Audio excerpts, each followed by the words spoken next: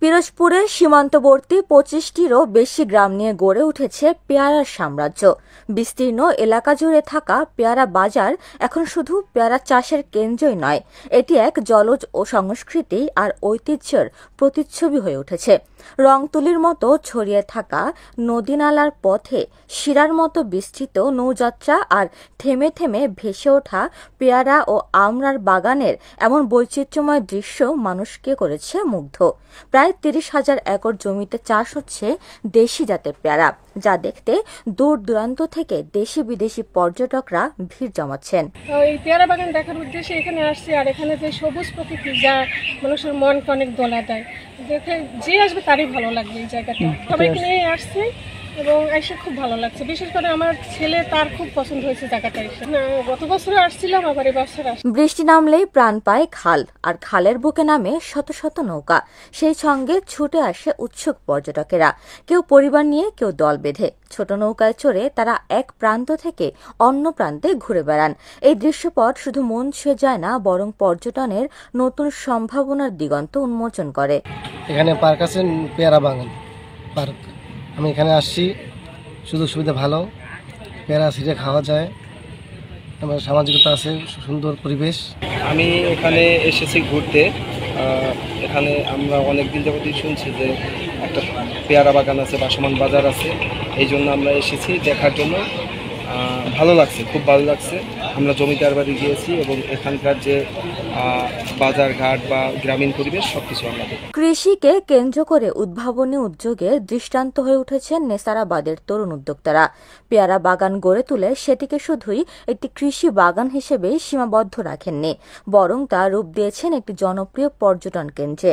এছাড়া স্থানীয় উদ্যোক্তাদের চেষ্টায় গড়ে উঠেছে একাধিক পর্যটন কেন্দ্র। Picnic spot and eco cottage, এটা 4 নং আটগড় কুরিয়ানায় অবস্থিত। আমাদের এই যাত্রা শুরু হয় 2018 সাল থেকে, বা 5 বছর যেটা হইতে আছে। এখনো পর্যন্ত পর্যটকের আগমনের সংখ্যা দিন দিন বাড়তে আছে, এই পরিবেশ উপভোগ করতে আছে। বাকি সময়টা এখানে সেরকম কিছু হয় না। পর্যটক আমাদের আসে, বেশি পর্যটক আসে আপনার জুন থেকে আপনার নভেম্বর পর্যন্ত। সেই সময়টুকুনি আমাদের এখানে লোকজন যাতায়াত করে, সেই সময়টুকুনি দোকান বা আর যা যা বলেন নৌকা ট্রলার এগুলো সবই যাতায়াত। এই ভাসমান হাট শুধু কৃষকের রোজগার নয়, পর্যটনের প্রাণও। বর্ষাকালে পর্যটকেরা ভিড় করেন প্রকৃতির নিবিড়তা, কৃষি জীবনের গন্ধ আর অজস্র অনভিজ্ঞ মুহূর্তের খোঁজে। দিন দিন বেড়েই চলেছে দর্শনার্থীর আনাগোনা, নতুন করে জেগে উঠেছে স্থানীয় অর্থনীতি, সৃষ্টি হচ্ছে হাজারো কর্মসংস্থান। আমাদের নেসারাবাদ উপজেলায় পেয়ারা বাগান একটি বেশ ঐতিহ্যবাহী স্থান। 600 হেক্টর জমিতে পেয়ারার চাষ হয়েছে এবারে, এবং ওখানে আমাদের উৎপাদন প্রতি হেক্টরে 10 টন করে উৎপাদন আমাদের। এবং আমরা কৃষি সম্প্রসারণ অধিদপ্তর নেসারাবাদ পিরোজপুরের পক্ষ থেকে আমরা তাদেরকে সার্বিক সবসময় তাদেরকে পরামর্শ দিয়ে থাকি। আমাদের নেসারাবাদে যে আমাদের 22টি কালেকশন পয়েন্ট রয়েছে পেয়ারার, সেখানে দেখা যায় যে আমাদের এই পেয়ারাকে ঘিরে 3টি পর্যটনের স্পট রয়েছে। তো দেখা যায় যে পর্যটনের সম্ভাবনা এখানে বেশ ভালো। আমাদের উপসহকারী কৃষি কর্মকর্তা আছে মাঠ পর্যায়ে, তারা তাদেরকে যথাযথভাবে পরামর্শ দেয়। এছাড়াও আমাদের অফিস থেকে আমরা তাদের বিভিন্ন ধরনের প্রশিক্ষণের ব্যবস্থা করে থাকি। যদি কোনো পর্যটক দূর থেকে আসে এবং থাকতে চায়, সেক্ষেত্রে থাকার ব্যবস্থাও রয়েছে।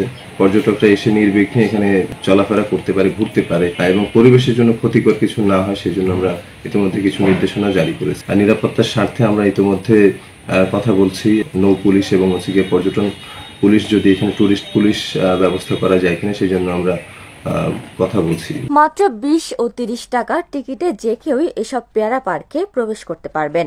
দর্শনার্থীরা মুক্তভাবে ঘুরে বেড়াতে পারবেন সবুজ বাগানে, নিজের হাতে গাছ থেকে পেয়ারা পেড়েও খেতে পারবেন।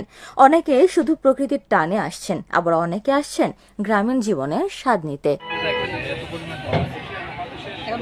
উপমা রায়, সোনালী নিউজ।